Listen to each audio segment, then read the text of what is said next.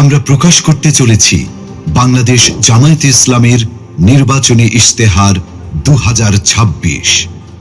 আমরা চাই এমন একটি বাংলাদেশ যেখানে মানুষ নিরাপদে বাঁচবে, মর্যাদার সাথে বাঁচবে এবং ন্যায় ও ইনসাফের সাথে এগিয়ে যাবে। এই অঙ্গীকার নিয়ে আমাদের নির্বাচনী ইশতেহারের নামকরণ করা হয়েছে নিরাপদ ও মানবিক বাংলাদেশের ইশতেহার। আমাদের ইশতেহারটি 10টি মূল বিষয়কে কেন্দ্র করে তৈরি করা হয়েছে।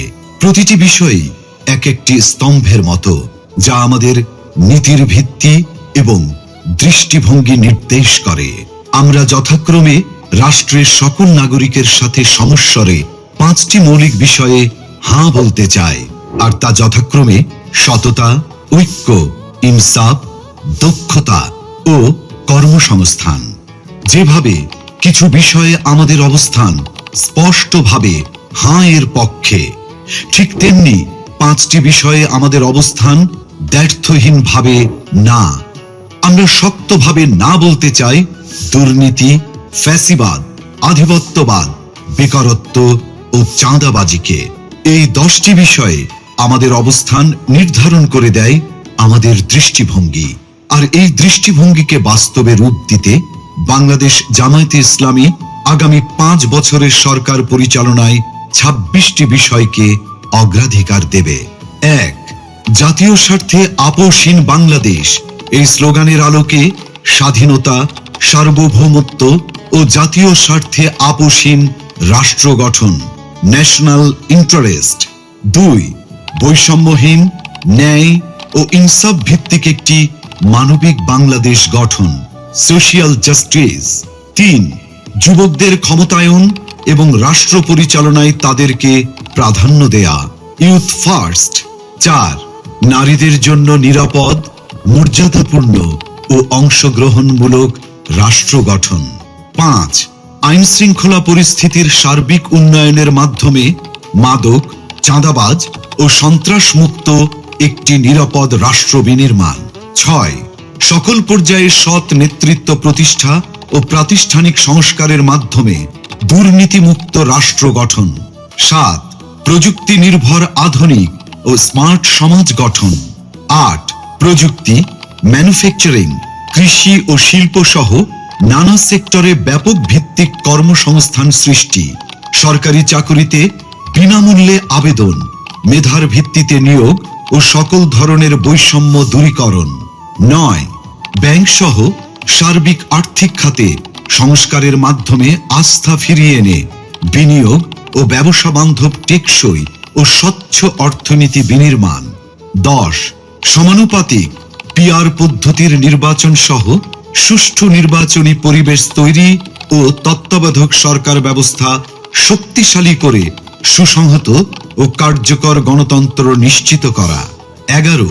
বিগত সময়ে রাষ্ট্রীয় পৃষ্ঠপোষকতায় হওয়া খুন, গুম ও বিচার বহির্ভূত হত্যাকাণ্ডের বিচার ও মৌলিক মানবাধিকার নিশ্চিত করা। 12.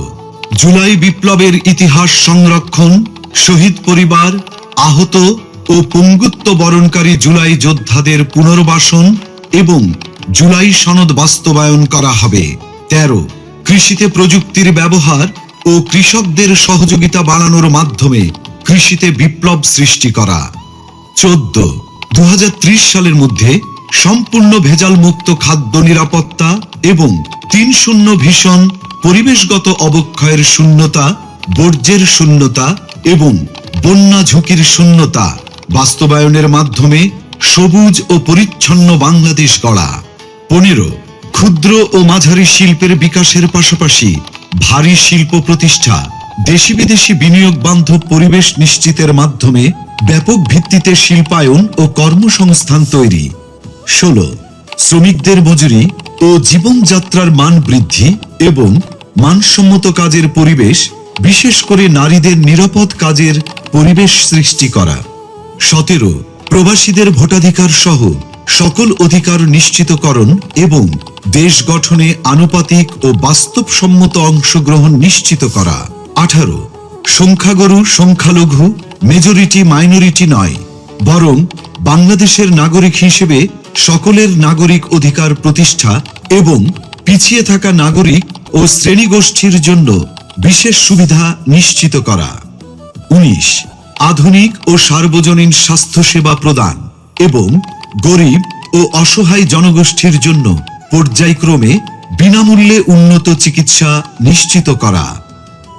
20 সমসাময়িক বিশ্বের চাহিদাকে সামনে রেখে শিক্ষা ব্যবস্থার মৌলিক সংস্কার এবং পর্যায়ক্রমে বিনামূল্যে শিক্ষা নিশ্চিত করা। 21 দ্রব্যমূল্য ক্রয় ক্ষমতার মধ্যে রেখে স্থিতিশীলতা নিশ্চিত করা এবং অন্যান্য মৌলিক চাহিদার পূর্ণ সংস্থানের নিশ্চয়তা।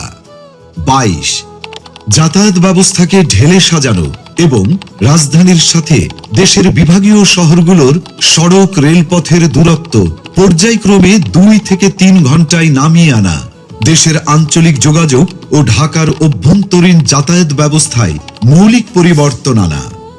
23 নিম্ন ও মধ্যবিত্ত পরিবারের জন্য স্বল্প মূল্যে আবাসন নিশ্চিত করা।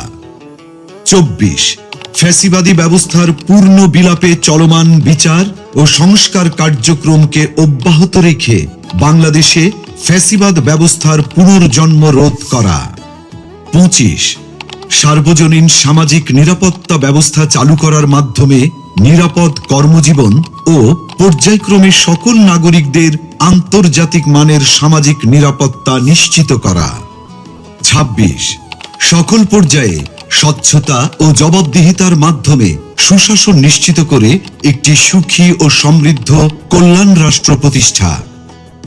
বিষয়ভিত্তিক স্পষ্ট দিক নির্দেশনা দিতে আমরা আমাদের নির্বাচনী ইশতেহারকে 8টি প্রধান ভাগে বিভক্ত করেছি। প্রতিটি ভাগ তৈরি করা হয়েছে দেশের বাস্তবতা, জনগণের চাহিদা এবং আগামীর সম্ভাবনাকে সামনে রেখে। এই 8টি ভাগ হলো: 1 জুলাই বিপ্লবের আকাঙ্ক্ষায় একটি বৈষম্যহীন, শক্তিশালী ও মানবিক বাংলাদেশ। 2 আত্মনির্ভরতার পথে নিজ পায়ে দাঁড়ানোর প্রত্যয়। 3 টেকসই অর্থনৈতিক উন্নয়ন ও ব্যাপকভাবে কর্মসংস্থান সৃষ্টি। 4 স্বনির্ভর কৃষি ও প্রকৃতির স্বাভাবিক বিকাশের মাধ্যমে পরিবেশ বান্ধব উন্নয়ন। 5 মানব সম্পদ উন্নয়ন ও জনগণের মৌলিক জীবন মানের উন্নয়ন। 6 সমন্বিত অবকাঠামোগত উন্নয়ন। 7 যুবকদের নেতৃত্বে প্রযুক্তি বিপ্লব ও সমৃদ্ধ বাংলাদেশ। 8 সবার জন্য অন্তর্ভুক্তিমূলক রাষ্ট্র। এই 8টি ভাগের মধ্য থেকেই নির্বাচিত করা হয়েছে ইশতেহারের কিছু মূল ও অগ্রাধিকারমূলক বিষয়, যা আমরা বিস্তারিতভাবে আপনাদের সামনে তুলে ধরব। যার শুরুতেই থাকবে সুশাসন ও জননিরাপত্তা এবং তা নিশ্চিতে মন্ত্রী ও এমপি সহ সকল পর্যায়ের জনপ্রতিনিধিদের ও তাদের পরিবারের সদস্যদের বার্ষিক সম্পদ বিবরণী জনসাধারণের সামনে পেশ করা হবে। সরকারি অফিসে সিসি ক্যামেরা স্থাপন এবং সব গুরুত্বপূর্ণ সরকারি নথি ও সেবাকে শতভাগ অনলাইনে রূপান্তর করা হবে। 64 জেলা শহর এবং প্রায় 500 উপজেলা ও ছোট শহরকে পরিকল্পিত শহর হিসেবে গড়ে তোলা হবে। তরুণদের দেশ পরিচালনায় অগ্রাধিকার দেওয়া হবে। নারীদের মধ্য থেকে মন্ত্রিসভায় উল্লেখ সংখ্যক প্রতিনিধি অন্তর্ভুক্ত করা হবে। ডিজিটাল পাহারাদার অ্যাপের মাধ্যমে যে কোনো অপরাধের, যেমন চাঁদাবাজি, ঘুষ, নারী নির্যাতন বিরুদ্ধে তাৎক্ষণিক ডিজিটাল রিপোর্ট করা যাবে, যেখানে রিপোর্টকারীর পরিচয় গোপন রাখা হবে। সরকারের আয় ব্যয়ের সব হিসাব জনগণের সামনে উন্মুক্ত করতে আমাদের ইশতেহারে আমরা প্রস্তাব করছি আমার টাকা আমার হিসাব নামের একটি অসাধারণ ডিজিটাল প্ল্যাটফর্ম। আসুন দেখে আসি অ্যাপটি কিভাবে কাজ করবে। আপনি কি কখনো ভেবেছেন সরকার কিভাবে আয় করে? প্রতি বছর বাজেট কিভাবে তৈরি হয়, আর সেই বাজেট অনুযায়ী টাকা কোথায় কোথায় খরচ হয়? সরকারের আয় আসে আপনার দেয়া কর, বিদেশি অনুদান, ঋণ, আমাদের প্রবাসী হিরোদের পাঠানো রেমিটেন্স এবং সেবামূলক আয় থেকে। আর এই টাকা দেশের বিভিন্ন খাত ও প্রকল্পে ব্যয় করা হয়, যার সঠিক হিসাবটা জানা রাষ্ট্রের নাগরিক হিসাবে আপনার একটি অধিকার। বর্তমানে এই হিসাব জানার প্রক্রিয়া অনেক জটিল ও কঠিন, কিন্তু কেন বারবার আপনাকে এই বিষয়ে অন্ধকারে রাখা হয়? কারণ এই জটিলতাই দুর্নীতিবাজদের জন্য একটি নিরাপদ আশ্রয় তৈরি করে, আর অপরাধীরা থেকে যায় লোকচক্ষুর অন্তরালে। এবার সেই সমস্যার সমাধান হবে আমার টাকা আমার হিসাব নামের একটি অসাধারণ ডিজিটাল উদ্যোগের মাধ্যমে।